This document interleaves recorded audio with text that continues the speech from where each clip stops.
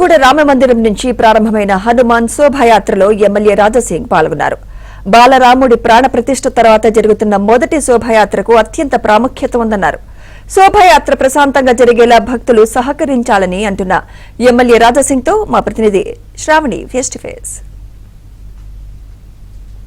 నమస్తే అండి. ఈ శోభాయాత్ర ఫుల్ ఘనంగా జరుగుతోంది. సో మీకు ఎలా అనిపిస్తోంది?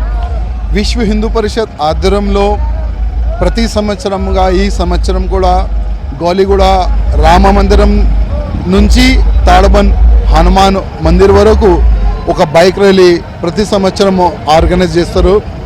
ఈ సంవత్సరం కూడా మీరు చూస్తున్నారు, ఆల్రెడీ శోభయాత్ర ప్రారంభమైంది. వేల సంఖ్యలో ఆంజనేయులు భక్తులు ఈ శోభయాత్రలో పాల్గొంటున్నారు.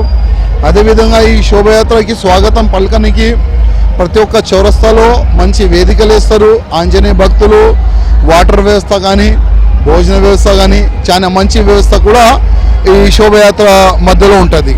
భక్తులకు ఎలాంటి చర్యలు తీసుకున్నారు? ఇప్పుడు భక్తులకి ఆల్రెడీ ఒక మాట చెప్పినాము, ధర్మాన్ని రక్షించాలంటే ప్రతి ఒక్క హిందూ ఒకటి కావాలి.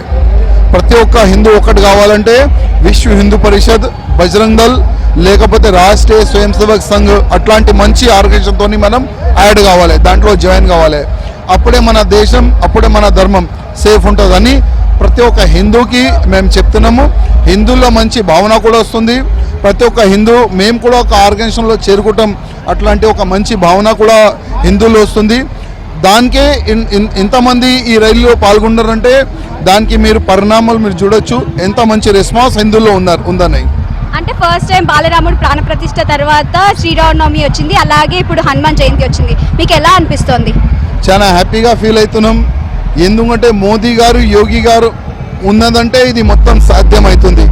అయోధ్య కాదు, ఇప్పుడు వచ్చే సమయంలో కాశీ మథురలో కూడా భవ్యమైన గుడి కడతారు. ఆ ఒక నమ్మకం అయితే మాకు పెరిగింది.